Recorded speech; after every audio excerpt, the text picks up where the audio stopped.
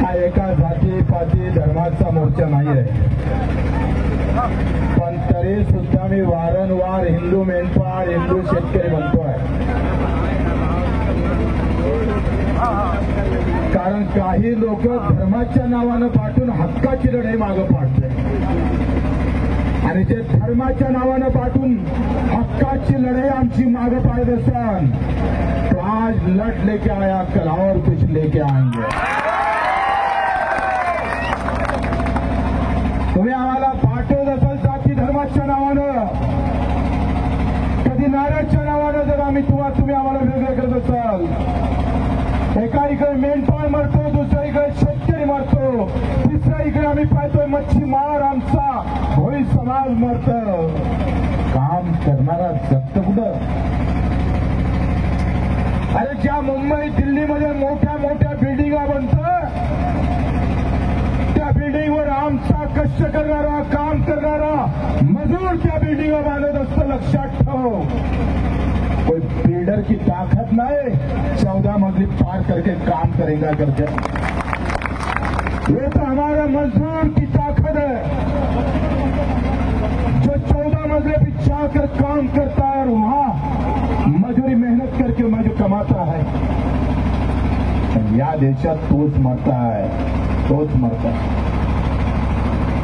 आम्हाला सांगायचंय तुम्ही मेंढपाळ घ्या, मेंढरं घ्या, म्हशी घ्या, गाई घ्या आणि मग काय करा?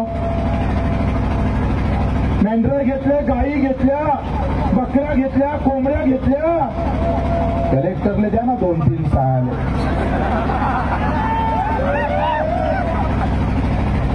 अरे जोडधंदा म्हणून तुम्ही आम्हाला मेंढरं घ्यायला लावायचंय, तिकडे काय म्हणते म्हशी घ्यायला लावायचे, कोंबड्या घ्यायला लावायच्या, आणि त्या तुम्ही इथं चारायलाच जागा नाहीये। वाघ येते, मेंढरं इकडे आणू नका, वाघाच्या नावानं तुम्हाला आमचं चांग भलं करत असाल तर आम्ही तुमचं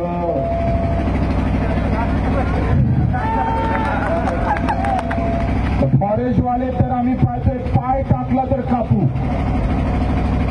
मेंढपाळानं जर मेंढीनं पाय जरी टाकला तरी ऐकायला तयार नसतं, गुन्हे दाखल करतं, मेंढ्या मरतं, साऱ्या तर 16 मारण्याची अवस्था।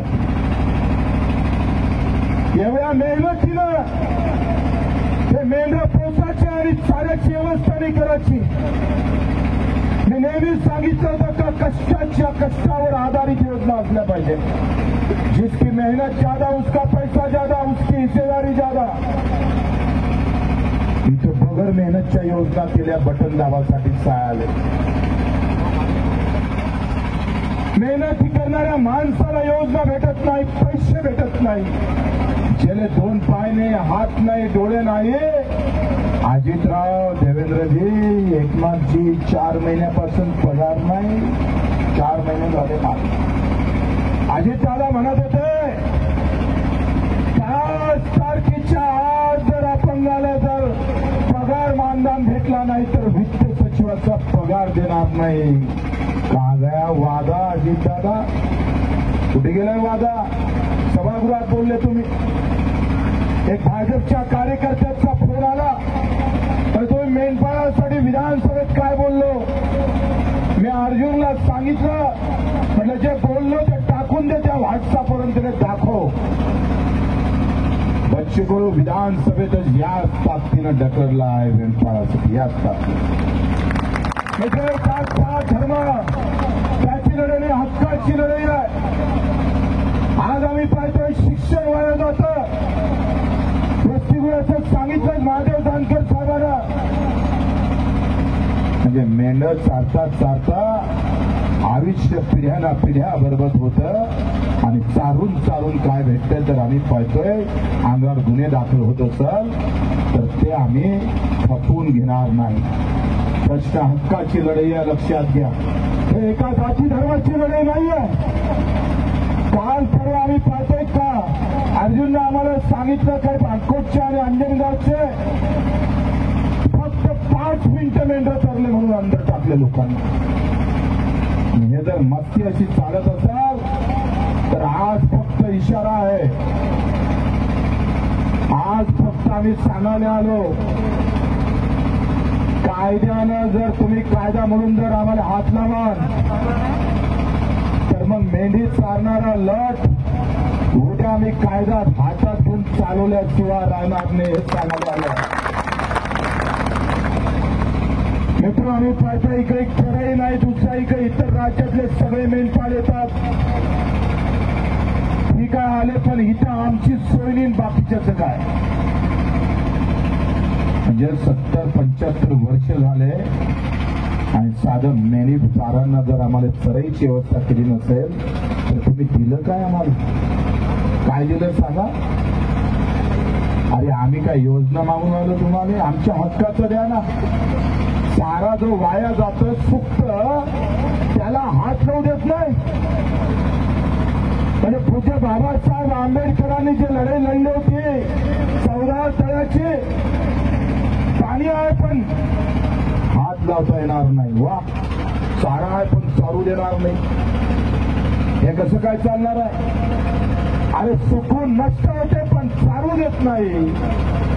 ही जी व्यवस्था निर्माण केली आहे याच्या विरोधातली ही लढाई आहे. मित्र, लक्षात घ्या.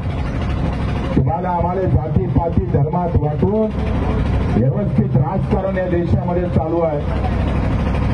मग बटेंगे तो हिंदू कटेंगे, बरोबर आहे, तो बटेंगे तो हिंदू मेंढपाळ भी कटने वाले हैं, वो भी सोचना पडेगा. त्याला जर वाट झूट करून जर काटण्याचा प्रयत्न करत असाल धर्माच्या नावानं तर ते आम्ही सहन करणार नाही, लक्षात घ्या. कर्जमाफीची घोषणा केली आमच्या देवेंद्र साहेबांना, फडणवीस साहेबांना, सरसगट कर्जमाफ, सरसगट कर्जमाफ. आता बोंबडा दिसतो आम्ही 1.5 महिने झाले महादेवा. फडणवीस साहेब काय आता जानेवारी, फेब्रुवारी, मार्च आता जर कर्ज फेडलं नाही, भरलं नाही आणि 31 मार्चच्या आत भरलं नाही तर 6% व्याजमाफी भेटणार नाही. आणि 6% व्याजमाफी जर भेटली नाही तर पुढच्या वर्षी कर्जच भेटणार नाही. ते कोकाटे म्हणत होते, ते म्हणत होते का आता आमची आर्थिक व्यवस्था चांगली नाही आहे, आमचं अर्थकारण सगळं वाया गेलेलं आहे, 4-5 महिने कर्जमाफी होणार नाही असं सांगतोय कृषी मंत्री. बोंबलले कसे गे बाबा? तुम्हाला कोण सांगितलं होतं घोषणा करायला? बलावलं जेवाले बलावाचं आमंत्रण द्यायचं, सहाले घरगणीत बाहेर फिरायचं, गायब व्हायचं. ते स्पष्टीकरण मंत्री महोदय द्यायला तयार नाही आहे. आणि मग अशा सगळ्या व्यवस्थेमध्ये 13,000 रुपये तुरीचे भाव 7,000 आले, अधिक घटणार आहे. सोयाबीन तर मी सांगतोय मार्केटमध्ये 3,500 आहे. 7,000ची सोयाबीन 3,500 येऊन पडली. म्हणजे इकडे मेंढर चालाले जागा नाही, सरई छत्र नाही, पिकवांतर भाव नाही. मग जाव काय, करावं काय? शेती कराव तर भाव नाही आणि मेंढर चाराव तर जागा नाही करत. अरे इकून तिकून 4 इकून आम्ही पायत्रामध्ये फसवण्याचा प्रयत्न झालेला आहे.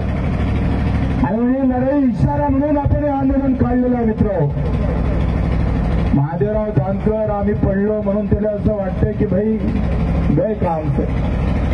अरे गिरता हुआ है जो रुकता है, हम रुकने वाली थोड़ी औलाद है, हम तो चलने वाली औलाद है. आम्ही ते एवढ्या स्पीडनं चालू तर तुम्हाला आवड लागल्याशिवाय राहणार नाही चालू. हे लढाई जाती पाती धर्माच्या पलीकडे जाऊन हक्काची लढाई लढायची आहे. आज त्याची सुरुवात आपण इथे केलेली आहे. प्रचंड प्रहारचा कार्यकर्ता आणि मेंढपाळ बांधव इथं आहे. जेवढे मेंढपाळ बांधव आले असेल तेवढ्या ताकदीनं जात पात धर्म न पाहता प्रहारचा कार्यकर्ता 50%च्या वर ताकदीनं इथं उभा आहे. तुम्हाला बच्चू कडूचा खऱ्या अर्थानं मानाचा मुद्रा आहे. तुम्ही ही मेंढपाळ शेतकऱ्याची लढाई म्हणून तुम्ही सहभागी झालात. पण तुमचे मानावत्तर उपकार कमी आहे. छत्रपती शिवरायाने जे राज्य निर्माण केलं ते रयतेसाठी केलं, एका जातीपाती धर्मासाठी नाही केलं. तुम्हाला माहित असाल पन्हाळावर जेव्हा सिद्धी जवाहरला वेळा टाकला तेव्हा पहिला जर कोणी कामी आला असेल तर शिवा नावा काशीत न्यावी समाजाचा.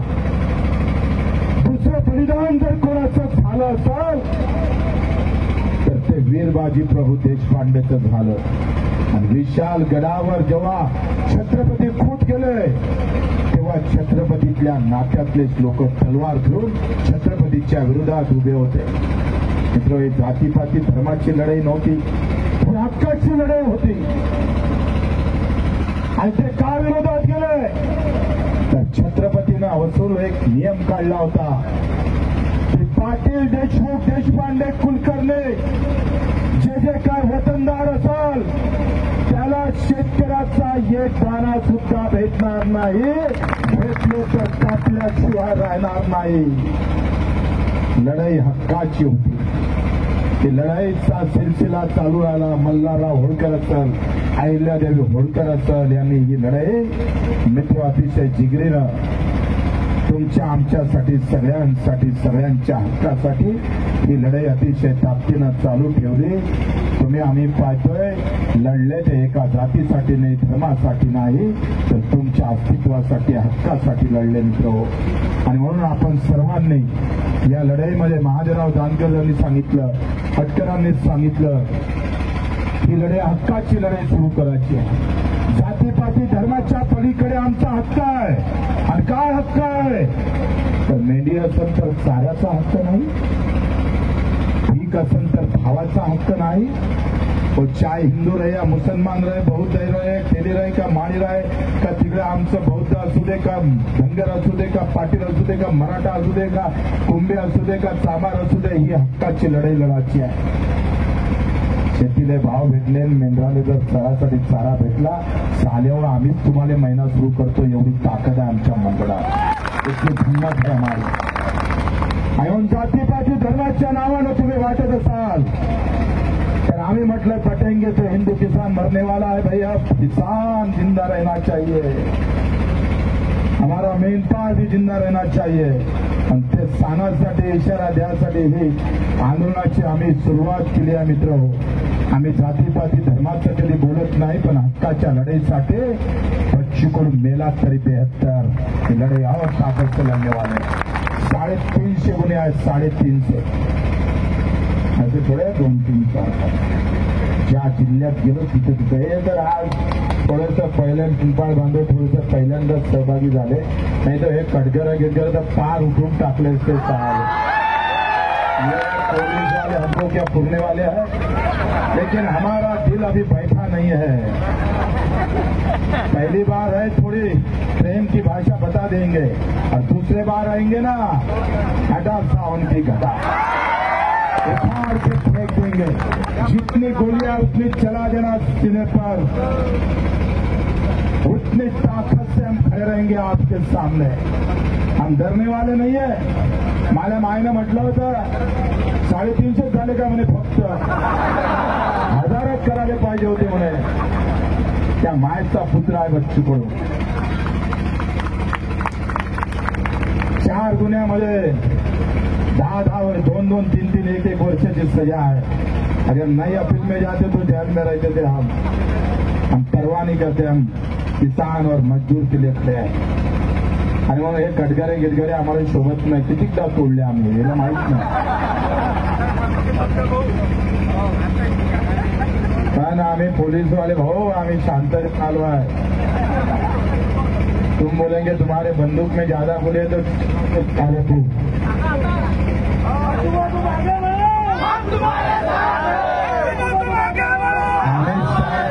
आंदोलन करायला आलो आहे, शांततेनंच करणार आहोत.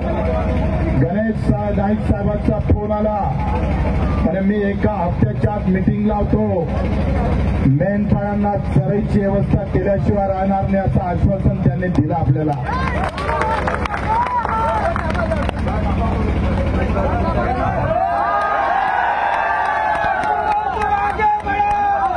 हे आम्ही मेंढीवरने चालवणार. जर आमच्या आईबाईंना तेल चालवल्याशिवाय राहणार नाही. आणि सुरुवात है, अभी तो बहुत बाकी है. एक टेलर था टेलर,